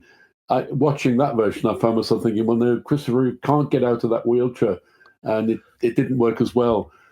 Should that have got in the way, though? Is it Once You Meet a Stranger, the 1996? Is that what you're referring to? I think it is, isn't it? Yes. It says it's adapted from that. Let's see. Who do we got here? Jacqueline Bisset, Teresa Russell, Catherine Dora Brown, Art Bonilla, Nick Mancuso, Matthew Carey. I don't recognize anyone in this. No. Apart from Jacqueline Bisset, nor do I. Yes. Yeah. And what is she playing? She's only got a thankless female role. Sheila Gaines, whoever Sheila Gaines is, she plays Sheila Gaines. The name. Well, I wonder if have they done a swap? Is she Bruno? Have they rejigged everything? I found it Margot Anthony. And what isn't Bruno's name Anthony? Yeah, Bruno Anthony. So it's two women on the cover, so I'm assuming it's a gender swap. It's a female thing. Yeah, but I've just found an article from earlier this year, April this year, that says David Fincher. I saw that. Is looking at remaking it with Ben Affleck. Now, whether that gets off the ground, who knows? Yes. But I don't see the point in doing the same thing again. I think they'd have to go back to the book and do the book. Because you're both writers, aren't you given an extra kick of something if something can't be said, that it has to stay beneath the surface? So nowadays, there's no problem with Bruno being gay. Who would care? It wouldn't be a plot motivator the way it was back then. When it was transgressive. You have to think in the 50s, this was a transgressive movie. For those who could look at it and see it as transgressive and think, what's going on here? Yeah, what you do now is if you set it in the original period and you try and say how things have changed, don't you? You try and he could be more open about it, what he's, because the inference, I've always thought, the inference is that his father knows what he is and has abused him as a result in whatever fashion. So you can get more into that sort of backstory, couldn't you? Because you can talk about it more openly. But you're right. I mean, this is one of the things P.D. James said about crime writing. He said, well, if you write contemporary crime, who cares that the vicar's embezzling church funds that should be for the new roof? Who cares if somebody's having an affair? Who cares these days? You've got to come up with something else. Who cares if somebody is a repressed gay man or woman? It's not. That's an right. issue. So Strangers on a Train set in 2025 is not interesting. Well, it's not be interesting unless they change the motivation for. I mean, that's what I preferred. One of the things I did prefer about at least with the new Ripley, is they kept it in the past. I'm glad that wasn't adapted for Ripley today, Ripley with technology. It's like, I don't care about that. And I would like to see if they redid Strangers. It should probably maintain. It probably needs to be a period piece, or you then need to play with the homosexual aspect in a different way, because that can't be a big deal. Well, you've also got the fact that right. if you do try to update something, the classic case of mistaken or misguided updating was the remake of Psycho with Vince Vaughn. Oh my God, that's horrible. So when Vince Vaughn is looking at the female undressing for the shower, yes, he masturbates, and you're thinking, hang on, in the original, Anthony Perkins doesn't masturbate, so he's had no sexual release at all. The sexual release for him is the murder. Is the knife, absolutely. It's the knife. Well, Vince Vaughn has had a sexual release. Why does he need to kill Marion Crane in this version? Yeah. So by updating it and making it more explicit, they didn't necessarily help. Well, it's missing the point. It's entirely missing the point. It's what a friend of mine used to say, well, this is cinema for the MTV crowd. Where everything's got to be much more like salacious or whatever it was. From Hell is a great example. From Hell is an adaptation of an Alan Moore graphic novel. Yeah. And the film is just dreadful. It misses the point of the whole thing, the whole graphic novel, so that it becomes a very bad remake of a show. So was it Murder by better Degree? for Hitchcock, who had to deal with the restrictions of the day, to always be pushing at even the fact that in Psycho to show a toilet had not been done. There was something. Can we show a toilet? And Hitchcock says, "Come on." Well, I think it is because well, that's right, yeah. But I think in the 60s, in 1960, when you see that toilet flush, you think, well, Christ, and then I get Janet Leigh in black underwear. My God, what else am I going to see in this? Well, we're going into particular. We're going into predilection. Now we have almost no boundaries, do we? So But in the 60s, I know you're laughing at me, Barry, but seeing a woman in black underwear, it was a thing. It was a thing, because she's turned evil and all the rest of it. But it's kind of hard to remember how shockable people were. We mentioned earlier the big sleep with the dialogue. That wasn't going to shock anybody because people didn't get it, but people would have been shocked by the opening of Psycho, seeing two characters in bed who are not married. That would have been fairly radical when it was made in 1959. So that's it. So if they're willing to show me this in the opening frames, yes, what have they got in store for me? Well, I have to say to you both, having been to the first, I know this is off topic, at the first showing of the Texas Chainsaw Massacre in London at the National Film Theatre, when a character cuts himself with a razor, that entire audience thought, what are we going to see in this film? That's the point. Yeah, that's so you play with audience expectations of what they've seen before and what's permissible with the current climate of censorship, and you play around with it and push it a little further. Yeah, Yeah. So I definitely have to give Stranger Than Train props for doing certain things like that and playing with those constraints. I guess I think my point is if I distilled it down, it's that character of Guy. It's the character of Guy that just disrupts what could have been a better film. Yes. But there's no denying that this thing isn't an iconic beast of a film that, as we said earlier, changed Alfred Hitchcock's career. Made him a superstar, made Highsmith shot her profile up massively as well. So, it did good for them, and it did push boundaries. So I have to give it credit for that for sure. Definitely. Yeah, definitely. And the reason people still study that murder scene in film school, they're not just doing that for kicks, they're doing that for a reason. That's because cinematically, it's an exceptionally clever shot, and it sort of is showing you a violent death, but sort of somehow from, the safety of the lenses of a pair of spectacles. Yeah. So you're not seeing it directly, except you are seeing it directly. It's, in its own way, it's as clever as the shower scene in Psycho for me, where you actually don't see anything, but you think because of the editing and the sound, you're seeing. Well, that's the sleight of hand. So, as Hitchcock said, that's shot in such a way. You've got. I remember meeting Bernard Herrmann, and he told me the story about how Hitchcock had shown the film without Herrmann's score. And Hitchcock, this is a fairly famous story, but I had the Herrmann. He said, "What are we going to do? We could cut down." Hitchcock says, "We've got a flop. We cut down the violence and we sell it and we use it on my hour-long TV show." And Herrmann says, "I've got this idea for the shower murder that involves just use of strings. Let me score that section." and the rest is history. So but it's interesting that just a few years after Strangers on the Train, Psycho appears, which breaks all kinds of boundaries, all kinds of unacceptable things, showing an unmarried couple in bed together. That just wasn't done. Showing a toilet being flushed, that wasn't done. But as you say, Matthew, the shower murder doesn't actually show ever a knife entering flesh. Doesn't. It's all done by sleight of hand. And in its own way, that glasses shot of the strangulation is it's almost poetic. She's, it's almost sort of graceful.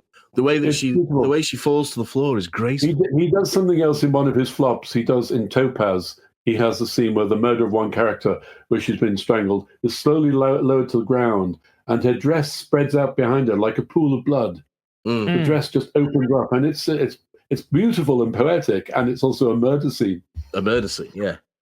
Do we think, I was just thinking about this as you're talking about Psycho and what he was able to do with that, do we think that for when you have in your conversation, Barry, with Patricia Highsmith, and she's saying, Hitchcock could have done something because he had the power. Yes. Maybe he didn't have the power maybe after Strangers on the Train, he had more power. But maybe not at the time he was making Strangers, because he wasn't Excellent. He wasn't Excellent Alfred Hitchcock at that point, yeah, as we know him beyond that point.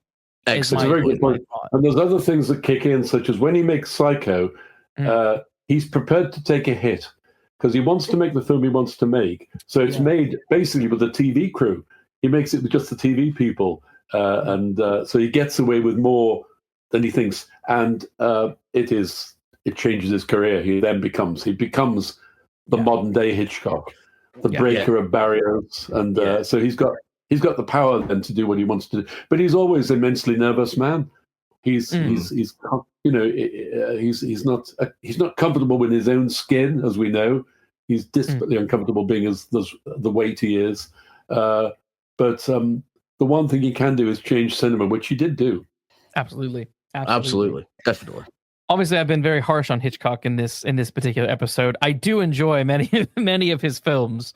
I should say, actually, To Catch a Thief, it has always been one of my favorite films. I've loved that since I was a kid. So I don't hate a lovely movie, but just a slight one.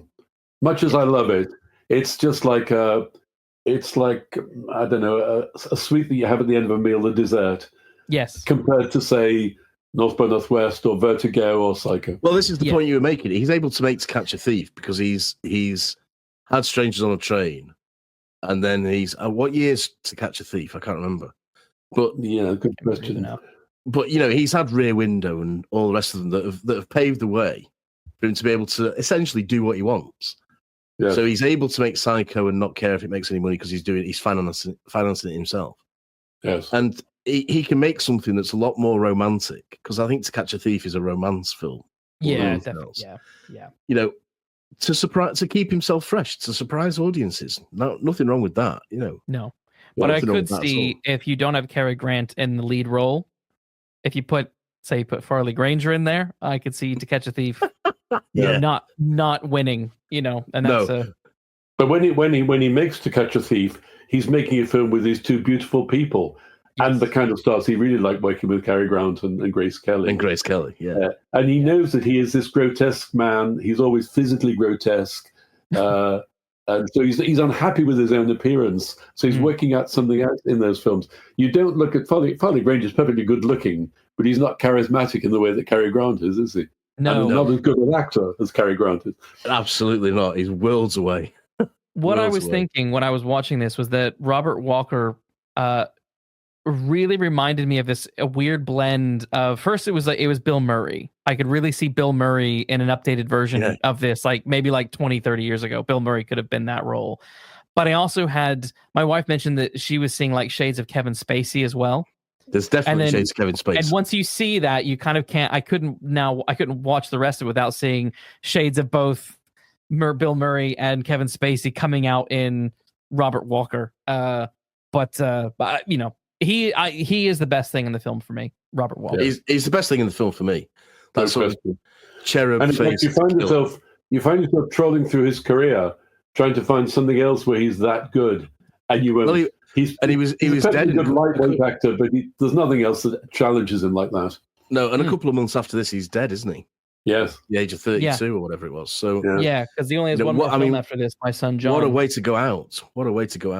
Yes, although technically not his last film, but what a way to go out. But and again, it's a bit one of the things I love about Murder My Sweet, which is a film we've briefly talked about in previous episodes. Dick Powell as Marlowe is cast against type. When you cast against type like Robert Walker, it's either a horrendous mistake or it's cinematic gold. And that's what this is. As it was with Dick Powell in Murder My Sweet. As it was with Dick Powell, it's cinematic gold. Yes. Now, it's probably time to rate the film. At the end of every episode, Barry, we rate all of the films that we do out of Falcons. So 5 Falcons is the best, and 1 Falcon being the worst. So we'll take it in turns. Barry, we'll start with you. How many Falcons would you give Strangers on a Train, 1951? Agreeing with you both about the reservations about the film, and I do agree with you both, I'd still give it 4 Falcons. Fair enough. Matt? Yeah, this was a 4 from the minute I put it on. It's 4 Falcons for me. It loses a Falcon for my Farley Granger prejudice and too much tennis. I think it's fair enough. I'm not a tennis fan, but I didn't find there was too much tennis. Interesting. We disagree on that. Yes. See, I don't mind tennis. I can watch tennis and I'm fine with it, but the tennis match wasn't tense enough. I should caveat. Maybe that's it. You've just put it better than I did, Luke. I should caveat by saying it's only this watching that it struck me. It was really getting on my nerves. There was so much tennis. Fair enough. But yeah, and I should add a solid 4. A solid 4 Falcons. Okay, that's good. I am gonna give it. I'm gonna be the lower of the two, and I'm gonna give it 3 Falcons. I think it's a good film. It's a watchable film. I recommend it, but I can't always turn off the writer brain, and that guy's storyline just disrupts it. And I have to agree with Highsmith and Chandler there was a missed opportunity with that character to do something even more interesting, I think. Maybe you need to take a sedative next time you watch it and put that writer brain to sleep. You just watch it a non-writer. Something. You nearly said like down. a normal human being, then, didn't you? Like a normal human being, even better. There we go. But I could add that even my wife she's not a writer, she's a lawyer, and she was also frustrated with certain aspects. She was like, but why? But what? But huh? So yeah, I think that's fair enough. I think that's fair enough. Or maybe we just influence each other so much that I can't use her as a gauge now as the average Joe watching this stuff. But there we go. Strangers on a Train. I think we have thoroughly investigated this iconic classic. Barry, thanks for joining us. Thanks very much, Barry. Thanks, Ian. Much enjoyed it. Thanks, gents. Yeah, thanks very much. Hopefully, Barry. we'll bring it back in the future for some other mega hit. Sure. And that wraps up our investigation. Thanks for listening. We'll be back next week with another case. In the meantime, please like and subscribe, and be sure to take care walking down those mean streets.